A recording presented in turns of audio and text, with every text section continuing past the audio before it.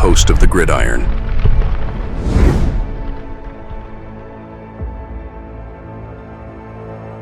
Fourth and goal to go with the 2. 34 seconds left to go in the ball game. This is the play right now. Takes the snap. Targeted goes in. Targeted all alone. And the quarterback keeps. Wow, what a call. Nobody touched him. Now, the Giants, they do have an opportunity here, right? This article here from Giants can turn a weakness into a strength. Possibly. Depends upon how they want to go. Do they really want to, where they want to add on the offensive line? All right, so we're talking about the offensive line here. Where do they want to add, right, to their offensive line to hopefully maybe make it a strength, right? Because let's not forget, this is Illuminor's last season under contract anyway. Van Roten, we brought him back again. I love it. I'm fine with that. But he's 34, 35. He can't keep bringing him back on one-year deals forever because pretty soon they'll be 40 years old. Andrew Thomas, once again, you don't know how long the guy's going to stay healthy for. I have no idea, right? Hopefully the guy can stay healthy. Do we need a guard? Are we going to try Evan Neal a guard somewhere along the line? Or are we just going to just let him go, right? But so the Giants, have an opportunity here, right? I mean, to add to the offensive line they want, right? So where are we at here? Oh, there we go. All right. So, Giants could turn their biggest weakness into a strength in this year's draft. Yes, they could. It depends upon, once again, where to go. And even still, even if they were to take Carter at number 3 and say whatever, Milroe number 34. Now, if they have to trade up and back into the first round, they're going to take Dart or Milroe or one of those guys, right? It's going to cost them their second-round pick, obviously, and probably one of their third-round picks that maybe this season, unless they can push it off from a third-round pick next season. Who knows? But, one of the things that they would do, they could certainly take an offensive lineman in the third round. And once again, they got 2 third-round picks, right? And then they got pick 105 as well, too. So,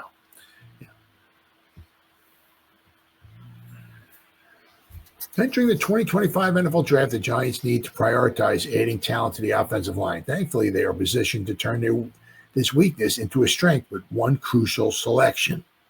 Whoa, 1. Yeah, all right. Giants could land a major offensive line upgrade in round 2 of the draft. Well, they could. I mean, it depends. What do they plan on doing at quarterback? Right? Unless they take Shedeur Sanders, right, at number 3. Then that frees them up for the rest of the draft to take whoever they want, best player available, right?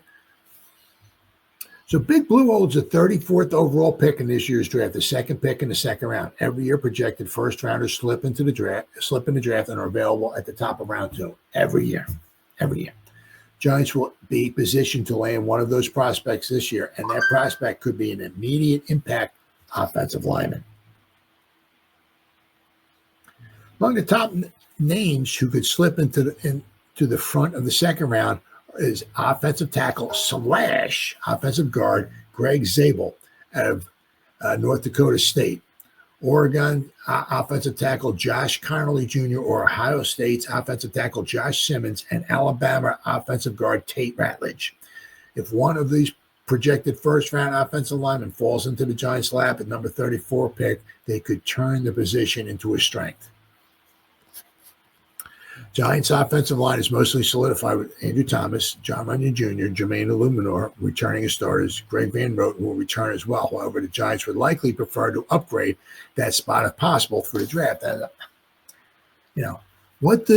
thing is, my problem is, are they going to try to find out what they got with Evan Neal at guard? I mean, it would be so absolute to me, once again, absolutely ridiculously stupid if they don't try Evan Neal at guard. What do you got to lose? What's going to happen? He's not going to be good. Okay, but at least you know, right? I mean, he was the best Giants zone run block. His zone run blocking last year was a 90, right? Not bad. Last time I checked, according to PFF, that's pretty good, right? I mean, he has a hard time, outside on an island as a tackle, pass blocking, move him inside, right, where you can go maybe mano a mano, right? Even if you get stunts and twists and all of that, I mean, it's still not as drastic as a guy trying to run around, all the way around, So it would be crazy if they don't try to have a kneeling guard. Absolutely crazy. And John Michael Schmitz will return as a starter at center, obviously, in a make-or-break third season of his career. Now, Luminor has the flexibility to start at either right guard or right tackle, so the Giants can take the best offensive lineman available to plug into either one of those two positions. Fortifying the offensive line should be a priority for the Giants. Yes, it should. Absolutely. In last year's draft, they did not select a single offensive lineman, a strategy that looks a bit perplexing in hindsight. This year, they will want to be diligent in adding talent to the unit. Absolutely. Absolutely. As I said, the nice thing would be is that, if the Giants were to add Shedeur Sanders with the number 3 overall pick 34, 34, 65, they can certainly pick up some talent in the offensive line. You got to add to the offensive line. So there's this article here. So the offensive lineman who could interest the Giants, we're looking at a potential second and third day draft prospects. So day 2 options, right? Because remember, the Giants are not, they're not, I would be shocked.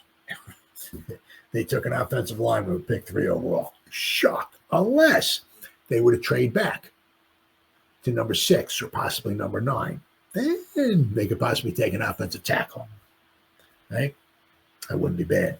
That wouldn't be bad at all. They take a top 10 offensive. Supposed to be some pretty good offensive tackles in this class coming out too. So, right. But at pick number 3, absolutely not. So the Giants don't move from pick number 3, right? The first chance or opportunity the Giants would have with picking offensive lineman would be day 2, pick number 34. So now they got Tyler Booker, a guard from Alabama. The powerful Crimson Tide guard has a round 1 to 2 grade from Dane Brugler of The Athletic. If he is somehow available at number 34, the Giants aren't using that pick to select or trade for a quarterback. He has to be a consideration. Brugler calls Booker an immediate starting guard with the tools and competitive character that are easy to bet on. Of course, then you got Donovan Jackson of Ohio State. Brugler has him listed as a tackle after he filled in well there for several games last season. For the Giants, he would be a plug-and-play starter at guard. Right? Tate Ratledge from Georgia. I'm not sure how much upside there is with Ratledge, but he should be a solid player. Brugler says he has the necessary tools for a decade-long pro career. Ratledge played almost exclusively at right guard, the position that may be available on the Giants' offensive line. Then this guy, Jonah, I can't even pronounce his last name, from Arizona. He's a right tackle in 2024. He also has 15 collegiate starts at right guard, and many project guard to be his best position. Chris Flum calls him big, powerful, and surprisingly nimble. Tackle is Ozzie Trapillo from Boston College. Says, my offensive line focus on day 2 is undeniably adding a guard who can compete for a starting role and give the Giants a long-term option to replace 35-year-old Greg Van Roten.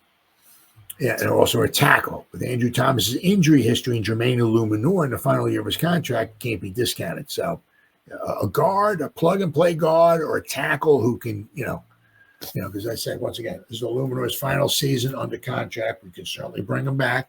Doesn't mean we can't, right? And Andrew Thomas with his injury history. You have no idea. How many games are we going to get from Andrew Thomas this season? According to here, it says from Big Blue View, They have mocked Trapillo to the Giants a few times late in round 3 or round 4. So it means that would be pick 99 or pick 105. I see him as a potential replacement for Illuminor in 2026. Day 3 options, right? Guard and center would be Jackson Slater from Sacramento State. Wow, didn't even know they had a football team.